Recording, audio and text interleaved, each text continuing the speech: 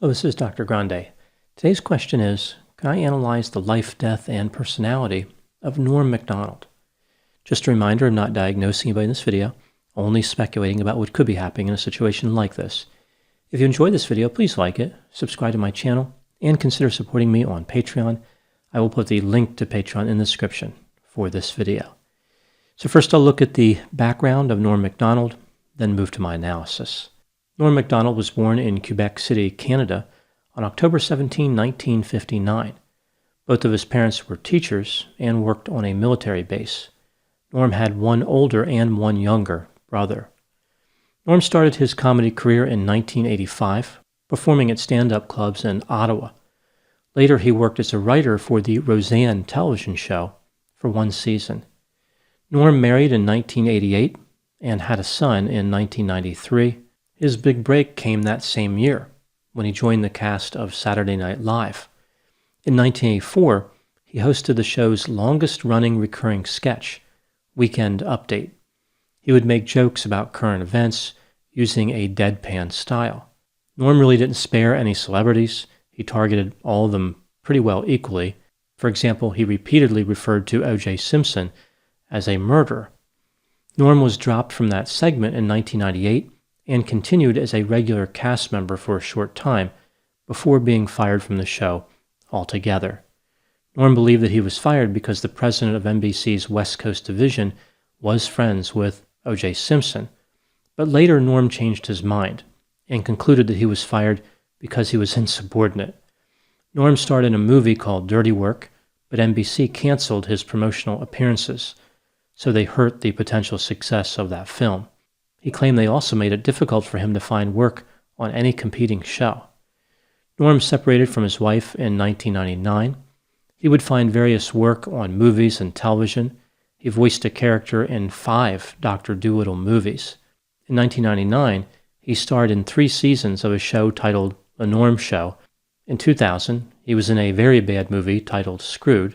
In 2003, he was on a Fox sitcom that was canceled after 6 episodes. He did various commercials for different companies, comedy sketches, and had a lot of small roles. In 2009, he was cast in a reality show, but it was canceled. Starting that same year, he became a regular guest on The Tonight Show with Conan O'Brien, but of course that show didn't last long. In 2012, Norm was diagnosed with acute leukemia. It would eventually be the cause of his death. In 2013, Norm had his first success in a while. He launched a podcast titled Norm Macdonald Live. It was generally well received. He also put content on YouTube. Norm published a book in 2016, and in 2017 became a co-owner of an indoor football league. In 2018, Norm had a series on Netflix titled Norm Macdonald Has a Show. In February of 2020, he launched a dating app. Norm Macdonald would die in Pasadena, California on September 14, 2021. He was 61 years old. Now moving to my analysis. Norm Macdonald was a complex comedian who concealed much of his personal life, but he did share about certain components from time to time. Norm suffered from a gambling addiction. He believed that it started when he had a massive win one time in Atlantic City. Apparently, it was over $100,000. In 2011, Norm would say that he lost all of his money gambling 3 times. On one occasion, he lost $400,000. In 2018, he said that he would play up to 20 online Texas Hold'em poker games at the same time. He said he was having trouble sleeping because he was so focused on gambling. As far as his potential personality profile, Norm had above average openness to experience. He was intellectually curious and creative. Below average conscientiousness. His impulsivity got the best of him from time to time. Above average extroversion. He was outgoing, friendly, and sensation-seeking. Below average agreeableness. He was willing to involve himself in competition and did not always worry about what other people thought. And mid-range to high neuroticism. In particular, he had difficulty resisting temptation. I think what stands out with Norm is that he was committed to the art form of comedy and was willing to stand up for his expression of that art form. He was not politically correct and found himself in trouble a few times because of that, most notably when he defended people who were accused of bad behavior and then offended another group in his apology. So he ended up apologizing for the original offense and the apology. Norm Macdonald was emotionally sensitive and a deep person, although he worked to conceal that in his act. He would say that art is really about concealment. Norm is just another example of how it takes a surprisingly complex individual to be a stand-up comedian. It takes a certain sensitivity, empathy, and connection to the human condition. As far as Norm Macdonald's humor style, he was really quite different than most other comedians. Whether any particular person likes him or not, most everyone has to agree that he was unique. Norm's style was a blend of being witty, sharp, incisive, dark, deadpan, concise, surprising, and sarcastic. Norm Macdonald said that he was influenced by Rodney Dangerfield, Dennis Miller, Sam Kinison, David Letterman, Bob Hope, Dean Martin, and Bob Newhart.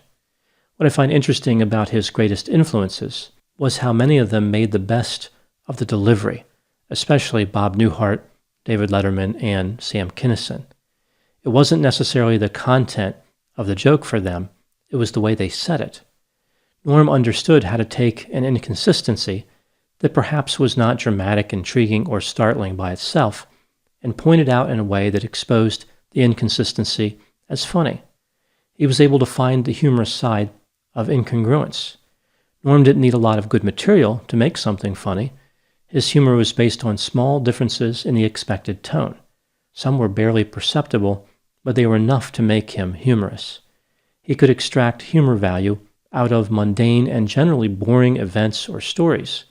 In this way, Norm was efficient. Norm believed a joke should catch somebody by surprise, and a joke deserved commitment. He never backed off of a joke even when it wasn't well received. He stayed with it to the end, much like a captain going down with the ship. There was a subtle pride that Norm had even in jokes that failed miserably. Externally, anyway, he always gave himself an A for effort. There was a dignity that he retained and would not release because of any particular reaction from an audience. Norm understood that some people would like his humor and other people would not. Just like music, painting, or any other art form, no single style appeals to everybody. Norm Macdonald viewed himself as a pure comic. His art form needed to be irreverent and did not require apology. Such was his purity that even his own art form could not escape its propensity to criticize and analyze. Of his own style, Norm would say that it was all gossip and trickery. His act had no substance. He never viewed himself as a great comedian. Even though he had many conflicts regarding SNL, he said he viewed himself as lucky to have ever been on the show. He was grateful for all his time there. So here we see somebody who understood that there is some luck involved in getting famous as a stand-up comedian. He did not think that he necessarily did it all on his own. He was aware that other elements were at work. Norm had a philosophy about comedy that extended beyond his behavior to other comedians. He did not think that people who were not true comedians should be in the field. He thought that only true comedians should be stand-up comics. So if they had an interest in other art forms that they wanted to explore, they weren't really necessarily cut out to be a stand-up comedian.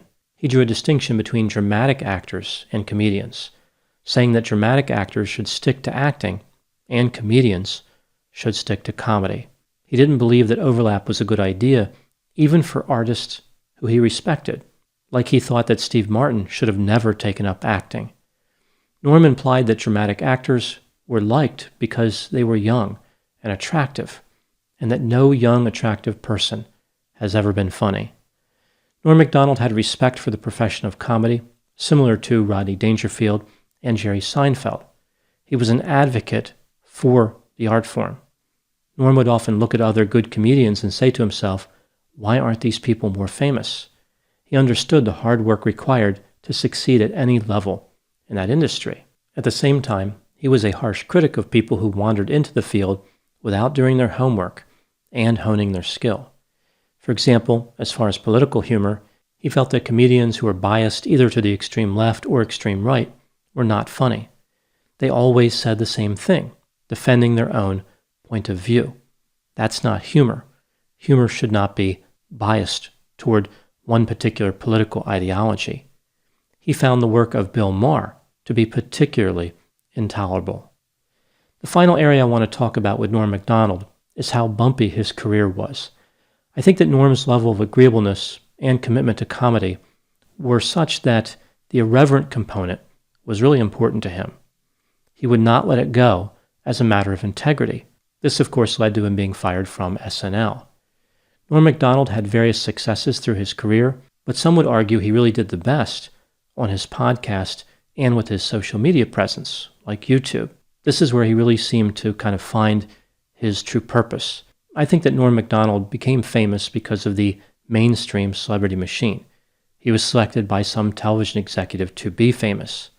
In reality, I think he was better equipped for success as a social media influencer, a type of celebrity who is self-made and not dependent on being arbitrarily selected by television executives. Even though an irreverent style will get somebody in trouble no matter what route they take to celebrity status, I think that Norm could have honored that style better on social media, and to some extent, I think he did. In his career, Norm Macdonald exposed the shallow and biased nature of television executives. He realized that these gatekeepers are unnecessary. Someone can be self-made as an artist. Social media makes that possible. Norm Macdonald stood up to the television executives, even though it was bad for his career. He taught everyone how these executives, if left to their own devices, will discriminate against a good comedian to satisfy some other non-comedic purpose, and how any anti-comedy behavior should be one of the most offensive actions of all. Those are my thoughts on the life, death, and personality of Norm Macdonald. Please put any opinions and thoughts in the comment section. They always generate an interesting dialogue. As always, I hope you found my analysis of this topic to be informative. Thanks for watching.